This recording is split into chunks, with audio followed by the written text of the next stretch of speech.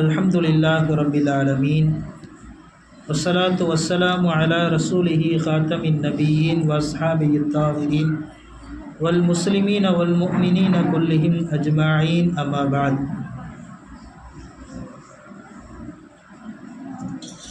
வலா தாயிரி யதீரு பிஜனாஹைஹி இல்லா உமமுன் அம்சாலகும். சதகல்லாஹுல் மௌலானல் அதீம். அல்லாஹுவினுடைய மாபெரும் கிருபையால் புனிதம் நிறைந்த இந்த ரமலானுடைய மாதத்தில் 5 நோன்புகளை நோற்று அல்லாஹுவினுடைய கிருபையால் 6 தராவீகளை தொழுதுவிட்டு அமர்ந்திருக்கிறோம். அல்ஹம்துலில்லாஹ் சும்மா அல்ஹம்துலில்லாஹ். நாம் வைத்த நோன்புகளில் ஏதேனும் குறைகள் குற்றங்கள் இருந்தால் அல்லாஹு சுப்ஹானஹு வ தஆலா அதை மன்னித்து நாம் வைத்த நோன்பினுடைய முழுமையான நன்மையை அல்லாஹ் நம் அனைவர்களுக்கும் முழுமையாக தந்தல் புரிவானாக. நாம் செய்த எல்லா விதமான இபாதத்துகளையும் அல்லாஹ் முழுமையாக ஏற்றுக்கொள்வானாக. நாம் செய்த எல்லா துஆக்களையும் அல்லாஹு தஆலா முழுமையாக ஏற்றுக்கொள்வானாக. மீதி இருக்கக்கூடிய அனைத்து நோன்புகளையும் உடல் ஆரோக்கியத்தோடு நோக்கக்கூடிய பாக்கியத்தை அல்லாஹ் நம் அனைவர்களுக்கும் தந்தல் புரிவானாக. கண்ணியமான தாய்மார்களே, அல்லாஹு சுப்ஹானஹு வ தஆலா அவனுடைய வல்லமை மிகவும் விசாலமானது. அல்லாஹுவினுடைய வல்லமையை நாம் புரிந்தால்தான் அல்லாஹு எப்படிப்பட்ட ஆற்றலுடையவன், அல்லாஹுவினுடைய அந்தஸ்து என்ன, அல்லாஹுவினுடைய மகத்துவம் என்ன என்பதை நாம் அறிந்து கொள்ள முடியும். அல்லாஹு சுப்ஹானஹு வ தஆலா இந்த உலகத்திலே இருக்கக்கூடிய எல்லா ஜீவராசிகளுக்கும் அவன் உணவளிக்கிறான். அல்லாஹுவினுடைய பேராற்றல் இது. உலகத்திலே மனிதர்கள் மட்டுமல்ல, மனிதர்களை தாண்டிய கோடிக்கணக்கான ஜீவராசிகள் இந்த உலகத்திலே வாழ்ந்து கொண்டிருக்கிறது. பறக்கக்கூடிய பறவைகள், விலங்கினங்கள், ஊறக்கூடிய பாம்புகள், நத்தைகள், பூச்சிகள், பூரான்கள், புழுக்கள், கடலிலே இருக்கக்கூடிய வகை வகையான மீன்கள், இப்படி எல்லாவற்றிற்கும் அல்லாஹ் உணவளிக்கிறான். எந்த ஒரு ஜீவராசியையும் அல்லாஹ் வெறும் வயிறாக போடுவதில்லை. இதுதான் அல்லாஹ்வினுடைய பேராற்றல். எல்லா ஜீவராசிகளுக்கும் அல்லாஹ் அவையவைகளுக்கு தகுந்த மாதிரி உணவளித்து கொண்டே இருக்கிறான். எப்படி உணவளிக்கிறான்? அது அவனுடைய வல்லமை. அல்லாஹ் இன்று ஓதிய ஒரு ஆயத்திலே அதை கூறுகிறான். வமா மின் தாப்பத்தின் ஃபில் அர்தி, இந்த பூமியிலே இருக்கக்கூடிய எல்லா உயிரினங்களும் வலா தாயிரி யதீரு பி ஜனாஹைஹி, அல்லாஹ் சொல்கிறான், உங்களுக்கு முன்னால் இறக்கைகளை விரித்து பறக்கின்றதே அந்த பறவைகள் கூட இல்லா உமமுன் அம்சாலுக்கும், மனிதர்களே உங்களை போன்ற அவர்களும் ஒரு உம்மத்து தான் என்று அல்லாஹ் சொல்கிறான். எப்படி மனிதர்கள் ஒரு உம்மத்தோ ஒரு சமுதாயமோ, அதே போல படைப்புகள் அனைத்தும், பறக்கக்கூடிய பறவைகள் அனைத்தும், எல்லா ஜீவராசிகளும் ஒரு உம்மத்து என்று அல்லாஹ் சொல்கிறான். அவர்களெல்லாம் ஒரு தனி சமுதாயம் என்று அல்லாஹ் சொல்கிறான். அப்படி என்றால் மனிதர்களுக்கு அல்லாஹ் என்னென்ன விஷயத்தை எல்லாம் கொடுத்திருக்கிறானோ அப்படிப்பட்ட எல்லா விஷயத்தையும் அல்லாஹ் மற்ற ஜீவராசிகள் அனைத்திற்கும் கொடுத்திருக்கிறான். மனிதர்களுக்கு எப்படி பிறப்பு, இறப்பு, நாளை மறுமையிலே எழுப்பப்படுவது போன்ற எல்லாம் இருக்கிறதோ அதுபோன்று அந்த ஜீவராசிகளுக்கும் அல்லாஹ் எல்லாத்தையும் கொடுத்திருக்கான். மூசா அலைஹிஸ்ஸலாம் அவர்கள் ஒரு நாள் தன்னுடைய குடும்பத்தினுடைய பொருளாதாரத்தை குறித்து கவலைப்பட்டு கொண்டிருந்தார்களாம் ஹஸரத்னா மூசா அலைஹிஸ்ஸலாம். அப்போ அல்லாஹு தஆலா மூசா நபிக்கு பாடம் கற்பிக்க வேண்டும் என்பதற்காக, என்ன இந்த மூசா நம்மீது நம்பிக்கை இல்லாமல் பொருளாதாரம் குறைவாக இருக்கிறதே என்று கவலைப்படுகிறாரே, இவருக்கு ஒரு பாடத்தை நாம் கற்பிக்க வேண்டும் என்று அல்லாஹு சுப்ஹானஹு வ தஆலா முடிவெடுக்கிறான்.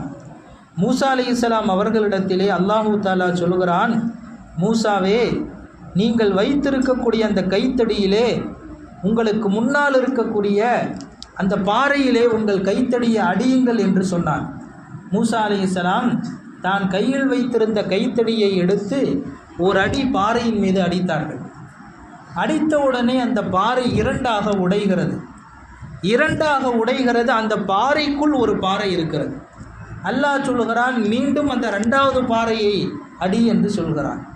மூசா அலைஹிஸ்ஸலாம் இரண்டாவது பாறையை அடிக்கிறார்கள். அந்த இரண்டாவது பாறையும் உடைகிறது. அந்த உடைந்த இரண்டாவது பாறைக்குள் மூன்றாவதாக ஒரு பாறை இருக்கிறது, ஒரு கல் இருக்கிறது. அல்லாஹு தஆலா மீண்டும் அந்த மூன்றாவது கல்லையும் பாறையையும் அடிக்க சொல்கிறான். மூசா அலைஹிஸ்ஸலாம் மூன்றாவதாக அந்த பாறையை கல்லை அடிக்கிறார்கள். அந்த கல் மூன்றாவதாக இருந்த கல் உடைகிறது.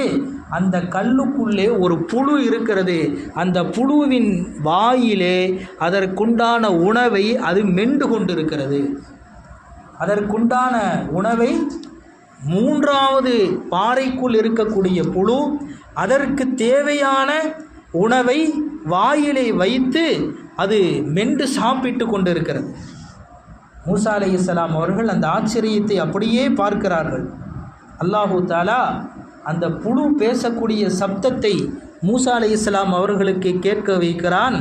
அந்த புழு சாப்பிட்டு கொண்டே சொல்லுகிறது, சுப்ஹான மையரானி வயஸ்மஉ கலாமி வயஅரிஃபு மகானி வயதுகுருனி வலா இன்சானி. என்னை பார்க்க வைத்தானே, என்னை பார்க்க வைத்தானே மூசாவே, அந்த அல்லாஹ்வுக்கே எல்லா புகழும். அந்த அல்லாஹ்வே பரிசுத்தமானவனாக இருக்கிறான். எல்லா நேரத்திலும் என்னை பார்த்து கொண்டே இருக்கிறானே. வயஸ்மஉ கலாமி, என்னுடைய பேச்சை கேட்டுக்கொண்டே இருக்கிறானே. வயஅரிஃபு மகானி, என்னுடைய இடத்தை அறிந்து கொண்டே இருக்கிறானே. என்னை எல்லா நேரத்திலும் அந்த ரப்பு நினைத்து கொண்டே இருக்கிறானே. என்னை மறக்காமல் இருக்கிறானே. நான் 3 கல்லுக்குள் இருக்கக்கூடிய ஒரு புழுவாக நான் இருந்தாலும் எனக்கும் அந்த ரப்பு உணவு தந்து கொண்டிருக்கிறானே. அந்த அல்லாஹ் பரிசுத்தமானவன் என்று அந்த புழு சொல்லக்கூடிய வார்த்தையை மூசா அலைஹிஸ்ஸலாம் அவர்கள் கேட்கிறார்கள். அப்பொழுது அவர்களுக்கு விளங்குகிறது, இந்த 3 கல்லுக்கு அடியே இருக்கக்கூடிய புழுவுக்கு கூட அல்லாஹ் அதனுடைய உணவை கொடுக்கிறானே, நமக்கென்ன கொடுக்காமலா போய்விடுவான்? நாம் மனம் கொஞ்ச நேரம் தளர்ந்து விட்டோமே என்று மூசா அலைஹிஸ்ஸலாம் வருத்தப்பட்டார்கள் என்று வரலாற்றிலே பார்க்கிறோம். அப்போ அல்லாஹு தஆலா இந்த உலகத்தில் இருக்கக்கூடிய எல்லா ஜீவராசிகளுக்கும் உணவளிக்கிறான். எப்படி மனிதர்களுக்கு அல்லாஹ் உணவளிக்கிறானோ எல்லா ஜீவராசிகளுக்கும் உணவளிக்கிறான். சில வருடங்களுக்கு முன்னால் நம்ம சொன்னோம், உலகத்திலேயே ஒரே ஒரு பிராணி மட்டும்தான் மேல்தாடையை அசைத்து சாப்பிடும். உலகத்தில் இருக்க எல்லா ஜீவராசிகளும் கீழ்த்தாடை அசைத்து தான் சாப்பிடும். நாம் கூட மனிதர்கள் கூட கீழ்த்தாடை அசைத்து தான் சாப்பிடுவோம், மேல்தாடை அசைக்க முடியாது. ஆனால் உலகத்தில் அல்லாஹு தஆலா ஒரே ஒரு பிராணிக்கு மட்டும்தான் மேல்தாடையை அசைத்து சாப்பிடக்கூடிய ஆற்றலை கொடுத்தான். அதான் முதலை. முதலை மேல்தாடை அசைத்து தான் சாப்பிடும், கீழ்த்தாடை அசைக்காது. அப்போ அந்த முதலை என்ன செய்யுமா, அது தண்ணிக்குள்ளே தனக்கு தேவையான எல்லா உணவுகளையும் ஜீவராசிகளையும் மீன்களையும் சாப்பிட்டு விட்டு அந்த முதலையினுடைய பல்லுக்கு இடையிலே அந்த மாமிசங்கள் போய் மாட்டிக்கும். எப்படி நம்ம கறி சாப்பிட்டா கறி போய் பல்லில் சிக்கிக்கிச்சுன்னா அதை குச்சி வச்சு சுரண்டி எடுப்போமோ, அதே மாதிரி முதலைக்கு அதனுடைய பல்லுக்கு நடுவிலே அது சாப்பிட்ட உணவினுடைய மாமிசங்கள் போய் சிக்கிக்கொள்ளும். முதல்ல என்ன செய்யும், வெளியே ஆணு வாயை பிளந்து அப்படியே படுத்திருக்கணும். அந்த மேல்தாடையை உயர்த்தி அந்த முதலை தண்ணீருக்கு வெளியே படுத்திருக்கும். இப்போ அல்லாஹ்வினுடைய பேராற்றல் பாருங்கள், எங்கோ திரியக்கூடிய ஒரு கொக்கு முதலைக்கு நடுவிலே அதனுடைய வாய்க்குள் போய் முதலையினுடைய பற்களிலே இருக்கக்கூடிய ஒட்டி இருக்கக்கூடிய சின்ன சின்ன அந்த துண்டுகளை அப்படியே கொத்தி கொத்தி சாப்பிடும். வாய்க்குள்ளே போய் அந்த முதலை ஒன்றும் செய்யாது, எல்லாம் வாய் க்ளீன் ஆகிற வரை அப்படியே இருக்கும். எல்லாம் சுத்தமானதுக்கப்புறம் அந்த கொக்கு வெளியே வரலான்னு பார்க்குமா, அந்த முதலை நினைக்குமா இந்த கொக்கையை உள்ளே தள்ளிட்டா என்ன நினச்சி ஒரு வாயை அசைக்க முற்படுகின்ற பொழுது கொக்கு தன்னுடைய அலகை இப்படி திருப்பி மேலே வைக்கும். அந்த கொக்கினுடைய அந்த மூக்கு பட்டு குத்தனதில் அதை டக்குன்னு அது கொக்கை விட்டுரும் முதலை, அந்த கொக்கு பறந்து போயிடும். அல்லாஹு தாலா ஒரு முதலையினுடைய அந்த பற்களில் மாட்டியிருக்கக்கூடிய அந்த மாமிசங்களை கூட ஒரு பறவைக்கு அல்லாஹ் உணவாக கொடுக்கிறான் என்று மார்க்கறிஞர்கள் நமக்கு சொல்லி காட்டுவார்கள். சுலைமான் அலைஹிஸ்ஸலாம் ஒரு எறும்பை பார்த்தாங்களாம். அவங்க தான் எல்லாத்தையும் பேசுவாங்களே. சுலைமான் அலைஹிஸ்ஸலாம் அவர்களுக்கு அல்லாஹ் அப்படிப்பட்ட ஒரு ஆற்றலை கொடுத்துருந்தான். சுலைமான் அலைஹிஸ்ஸலாம் ஒரு எறும்பிடம் கேட்டாங்களாம், எறும்பே எறும்பே, நீ ஒரு வருஷத்துக்கு எவ்வளவு சாப்பிடுவ, உன்னுடைய ஒரு வருடத்தினுடைய உணவின் அளவு என்ன என்று கேட்டார்கள் சுலைமான் அலைஹிஸ்ஸலாம். அப்போ அந்த எறும்பு சொல்லிச்சான், ஒரே ஒரு கோதுமை அப்படின்னு சொல்லிச்சான். ஒரே ஒரு கோதுமை தான் என்னுடைய ஒரு வருடத்தின் உணவு என்று சொன்னதாம் அந்த எறும்பு. சுலைமான் அலைஹிஸ்ஸலாம் என்ன செஞ்சாங்க, ஒரு பாட்டில் எடுத்து அந்த பாட்டிலில் ஒரு கோதுமையையும் அந்த எறும்பையும் உள்ளே போட்டு அடைச்சி வச்சுட்டாங்க. அடுத்து ஒரு வருஷம் கழித்து வந்து திறந்து பார்க்குறாங்க, அந்த கோதுமையில் அரை கோதுமை காலியாயிருக்கு. இப்போ அந்த எறும்புகிட்ட கேட்டாங்களாம், என்ன இவ்வளோ தான் சாப்பிட்ருக்க, ஒரு வருடத்தில் நீ ஒரு கோதுமை சாப்பிடுவாய் என்று சொன்னாயே, ஆனால் அரை கோதுமை தான் சாப்பிட்ருக்கியே என்று அந்த எறும்பிடத்திலே சுலைமான் அலைஹிஸ்ஸலாம் கேட்டபோது அந்த எறும்பு அழகாக பதில் சொல்லிச்சான், அல்லாஹு தாலா தான் எனக்கு உணவு கொடுத்துட்டு இருந்தான், அல்லாஹு தாலா கொடுக்குற வரையும் எனக்கு எந்த பிரச்சனையும் இல்லை. இப்போ திடீர்னு நீங்கள் வந்து உணவு கொடுக்குறீன்னு சொல்லி என்னை அடைச்சி போட்டீங்க, ஒருவேளை என்ன நீங்கள் மறந்துட்டீங்கன்னா என்ன செய்கிறது? அதனால தான் அந்த ஒரு கோதுமையில் கூட ஒரு வருஷமாக அரை கோதுமையை சாப்பிட்டு அரை கோதுமை நான் மீதி வச்சுருக்கேன், ஒருவேளை நீங்கள் நீ மறந்துக்கிட்டீங்கன்னா அப்படின்ச்சா அந்த எறும்பு. சுலைமான் அலைஹிஸ்ஸலாம் வியந்து போனார்களாம், அல்லாஹு தாலா எப்படிப்பட்ட ஆற்றலுடையவன், எப்படிப்பட்ட ஜீவராசிகளுக்கெல்லாம் எண்ணிலடங்காத உணவை கொடுத்து கொண்டிருக்கிறான். உங்களுக்கு வரலாறு தெரியும். சுலைமான் அலைஹிஸ்ஸலாம் அல்லாஹ்ட்ட கேட்டாங்களா, யா அல்லாஹ், நான் ஒரு நாளைக்கு இந்த ஜீவராசிகளுக்கு நான் உணவு கொடுக்குறேனே, அந்த பொறுப்பு என்கிட்ட கொடுன்னு கேட்டாங்களா சுலைமான் அலைஹிஸ்ஸலாம். அல்லாஹ் தஆலா சொன்னால், சரி நீ எல்லா ஜீவராசியும் கொடுக்க வேணாம், கடலிலே இருந்து ஒரு மீன் வரும், அந்த மீனுக்கு மட்டும் நீ ஒரு நேரம் சாப்பாடு கொடுத்துட்டு போதுண்டான் அல்லாஹ். அப்படியா, சரின்னு சொல்லி சுலைமான் அலைஹிஸ்ஸலாம் அவரால் முடிந்த எல்லா உணவுப் பொருள்களையும் எடுத்து கொண்டு போய் கடற்கரை ஓரத்திலே நிற்கிறார் சுலைமான் அலைஹிஸ்ஸலாம். நேரம் வந்தவுடன் அந்த மீன் வெளியே வந்துச்சு, என்னுடைய உணவு எங்கே அப்படின்னு கேட்டுச்சு. இந்த இருக்குது சாப்பிடு. சுலைமான் அலைஹிஸ்ஸலாம் சொன்ன உடனே அந்த மீன் ஒரே வாயில் எல்லாத்தையும் சாப்பிட்ருச்சு. சாப்பிட்டு முடிச்சுட்டு, என்ன காவயிறு தான் நிரம்பி இருக்கு, இன்னும் பசிக்குது, இன்னும் உணவு கொடுங்க சுலைமான் அப்படின்னு கேட்டுச்சான். சுலைமான் அலைஹிஸ்ஸலாம் வியந்து போய் கேட்டாங்களா, என்கிட்ட இருக்க உணவே இவ்வளோ தான், நான் எல்லாத்தையும் உனக்கு கொடுத்துட்டேன் அப்படின்னா. என்ன கொடுத்தீங்க நீங்கள் போங்க, நான் ஒரு நாளைக்கு 70,000 மீன் சாப்பிடக்கூடிய ஆள் நான், நீங்கள் இந்த உணவை கொடுத்துட்டு எனக்கு காவயிறு கூட நிமரலை. அல்லாஹ் என்னை ஒரு நேரம் கூட வயிறு நிரம்பாமல் என்னை விட்டு விட்டதே கிடையாது, ஆனால் நீங்கள் பொறுப்பேற்றுக்கிறேன்னு சொல்லிட்டு இன்றைக்கி என்னை பசியோடு அனுப்பிட்டீங்களேன்னு அந்த மீன் சொன்னதாக இந்த வரலாறுகளிலெல்லாம் தஃப்சீரிலே நாம் பார்க்கிறோம். அப்போ அல்லாஹ் சுப்ஹானஹு வ தஆலா எப்படி மனிதர்களுக்கு உணவளிக்கிறானோ அதுபோல் உலகத்தில் இருக்கக்கூடிய எல்லா ஜீவராசிகளுக்கும் கொடுக்குறான். அப்போ மனிதர்களை போன்று எல்லாருக்கும் அல்லாஹ் உணவு கொடுக்குறான். மனிதர்கள் எப்படி இபாதத்து செய்கிறார்களோ அதுபோல எல்லா ஜீவராசிகளும் இபாதத்து செய்கிறது, தஸ்பீஹ் செய்கிறது, இறைவனை அல்லாஹுவை போற்றி புகழுகிறது. மரம் செடி கொடிகள் எல்லாம் அல்லாஹுவை திக்ரு செய்கிறது. மரம் காற்றடிக்கின்ற பொழுது அசைகிறதல்லவா, வலது பக்கமும் இடது பக்கமும், அது வலது பக்கம் சாய்கின்ற பொழுது சுபஹானல்லாஹ் என்று சொல்லிதான் சாய்கிறது. காற்றடிக்கின்ற பொழுது இடது பக்கம் சாய்ந்தால் அது அல்ஹம்துலில்லாஹ் என்று சொல்லிதான் சாய்கிறது.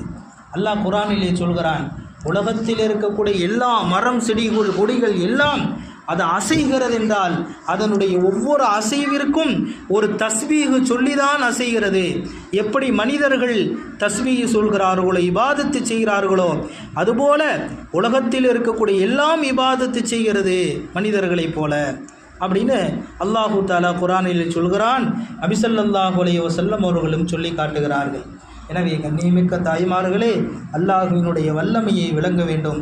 அல்லாஹ் சுப்ஹானஹு வ தஆலா நமக்கு எல்லா பொறுப்பும் அல்லாஹுதான்.